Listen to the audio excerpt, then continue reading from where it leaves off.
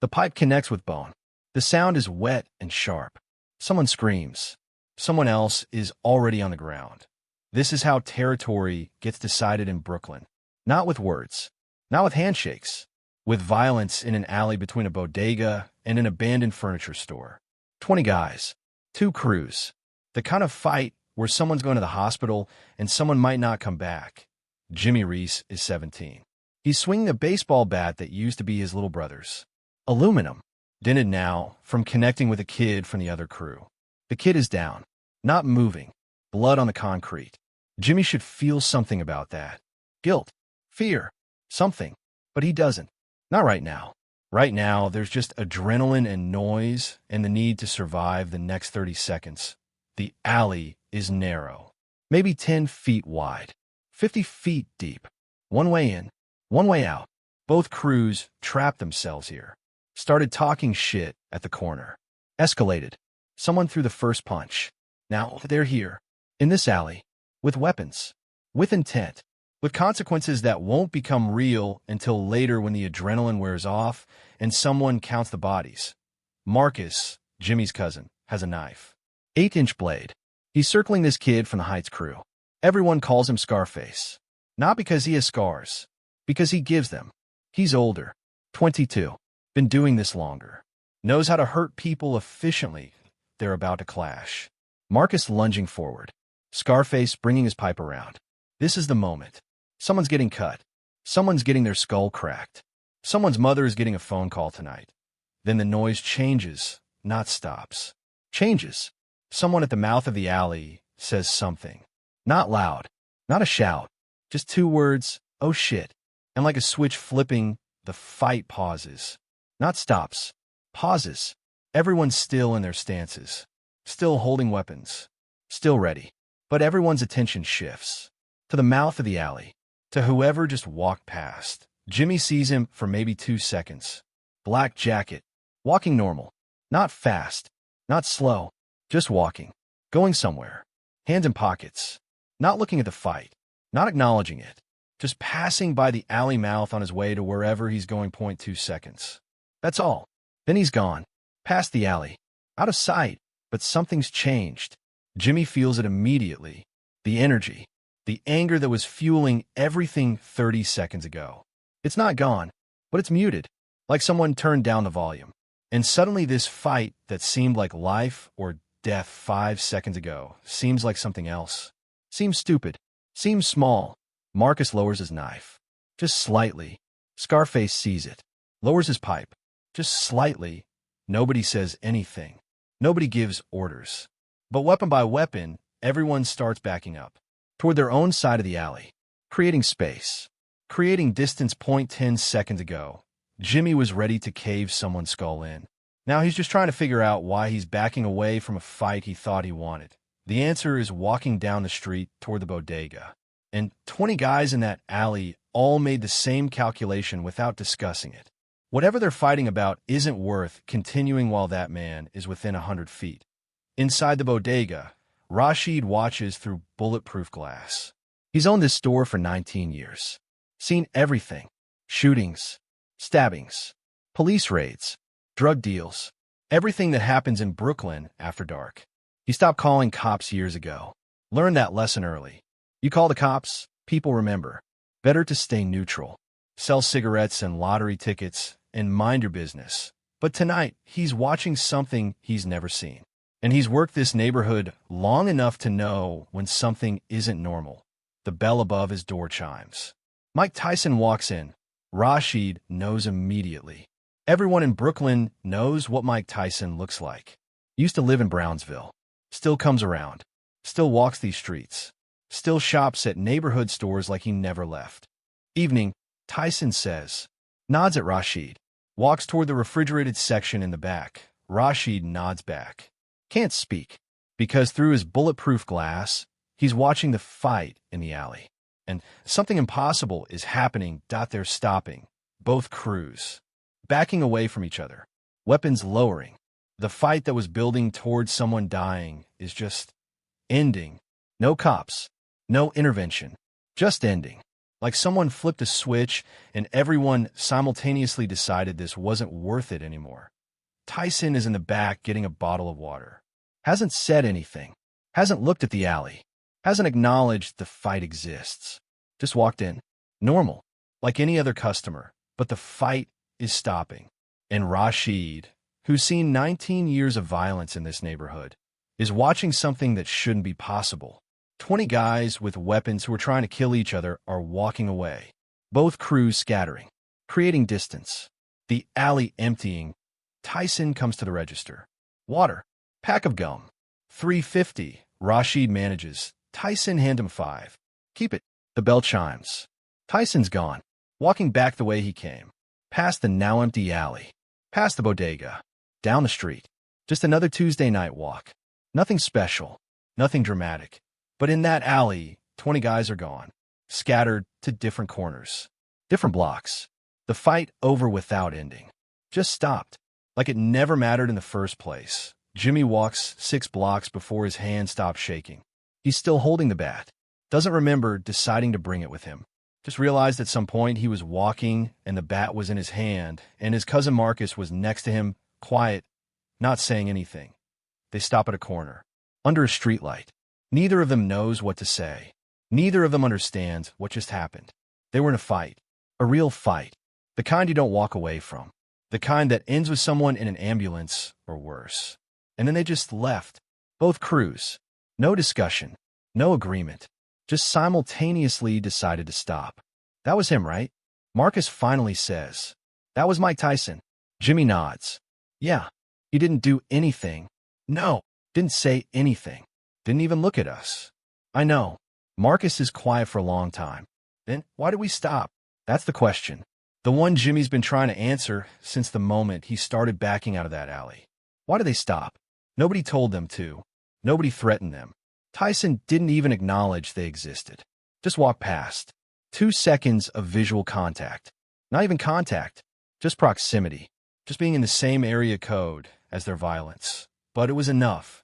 Somehow it was enough to make 20 guys with weapons decide that whatever they were fighting about wasn't worth continuing. I don't know, Jimmy says. And he doesn't. Can't explain it. Can't put words to the feeling that made him lower his bat and back away and leave a fight he would have died in 30 seconds earlier. 3 blocks away. Scarface is having the same conversation with his crew. Same confusion. Same inability to explain. 1 minute they're in a war. The next minute they're walking away. No reason. No logic. Just instinct. Just some part of their brains doing calculations they weren't aware of and arriving at the same conclusion. Leave now. Will looks soft, one of his guys says. Young kid. 16. Angry about backing down. Angry about looking weak in front of the other crew. We had them. We should have finished it. Scarface looks at him. Really looks at him. This kid who thinks violence is about toughness. Who thinks backing down is weakness. Who doesn't understand, yet that real strength is knowing when not to fight. You know who that was? Scarface asks. Some guy. Mike Tyson. The kid goes quiet. Everyone knows that name. Everyone knows what it means. The youngest heavyweight champion in history. The man who made professional fighters quit before the opening bell. The baddest man on the planet. That Mike Tyson. He didn't do anything to us, the kid says. But his voice is smaller now. Less certain. He didn't have to. Scarface lights a cigarette. His hands are steady now, but they weren't 10 minutes ago. They were shaking. Actually shaking. Not from fear exactly. From something else. From recognition.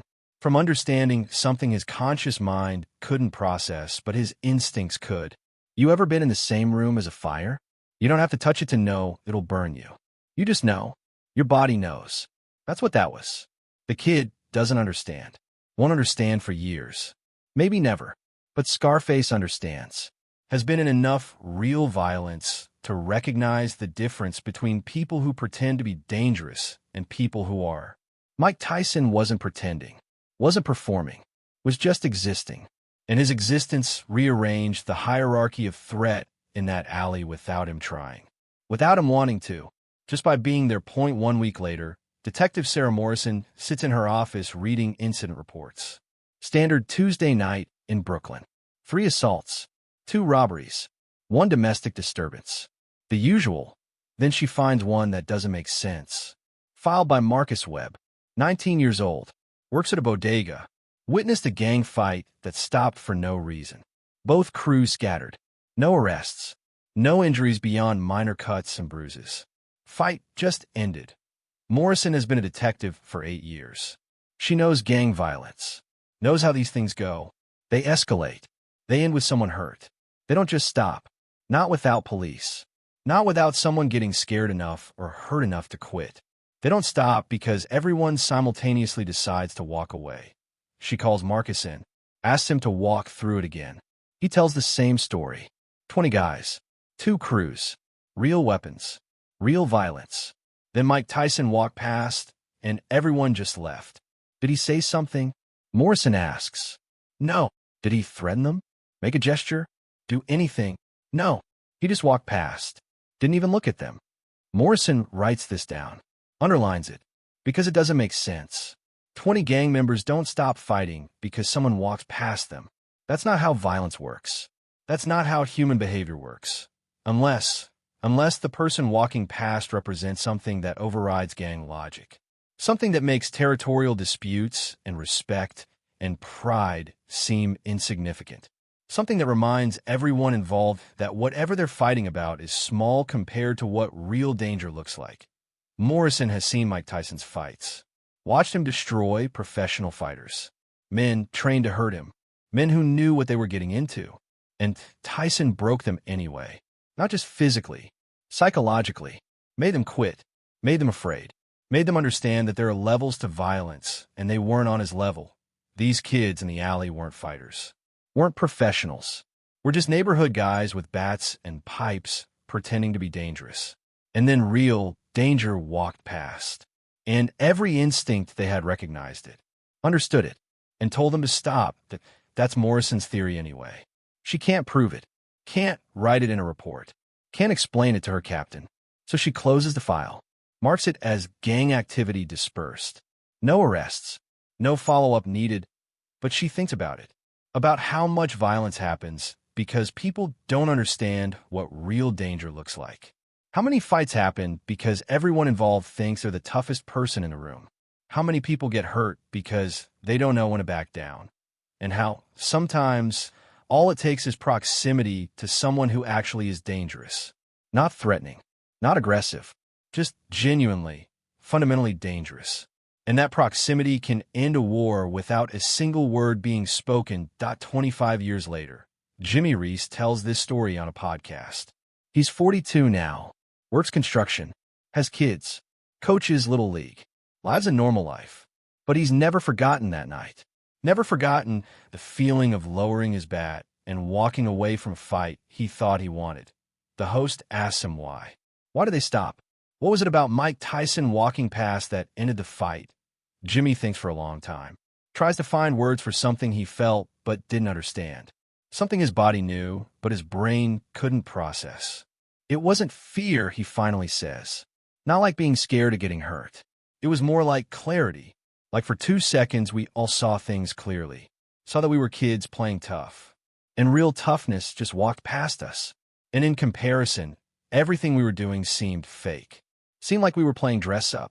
And once you see that, once you understand that what you thought was real isn't, you can't go back to pretending. Did you ever see him again? Tyson? Yeah. Few times over the years. Around the neighborhood. I never said anything to him. Don't think he even remembers that night. For him, it was probably just another walk to the bodega. Another Tuesday. But for us, for 20 kids in that alley, it was the night we learned the difference between being dangerous and being around danger. And how sometimes the smartest thing you can do is recognize the difference and walk away. The story becomes legend in Brooklyn. Gets told and retold. Gets exaggerated. In some versions, Tyson stops the fight with a look. In others, he says something profound. In others, he physically intervenes. The truth is simpler and somehow more powerful. He just walked past, existed, and his existence was enough to end a war. Because violence has hierarchy. And at the top of that hierarchy are people who don't need to perform it. Don't need to prove it. Just carry it. Like gravity. like magnetism, like forces of nature that don't ask permission or explain themselves. They just are. Mike Tyson is, will always be. And on one Tuesday night in August 1992, 20 kids in a Brooklyn alley learned that lesson without him teaching it, without him knowing he was teaching it. Just by walking past their violence on his way to buy water and gum, the fight ended. Both crews scattered. Nobody hurt beyond what happened in those first chaotic seconds. And somewhere in that neighborhood, Mike Tyson walked home carrying a plastic bag from a bodega, completely unaware that he'd just prevented multiple ambulances, multiple arrests, multiple funerals. Just by existing, just by being himself, just by walking past at exactly the right moment when 20 kids needed to be reminded that whatever they were fighting about was nothing compared to what real power looks like. That's the story. Not about violence, about the end of violence, about how sometimes the most powerful thing a dangerous man can do is nothing at all. Just walk past, just exist, and let his existence do what words and threats and interventions never could. In a war that everyone involved thought they wanted to fight, until they realized they didn't.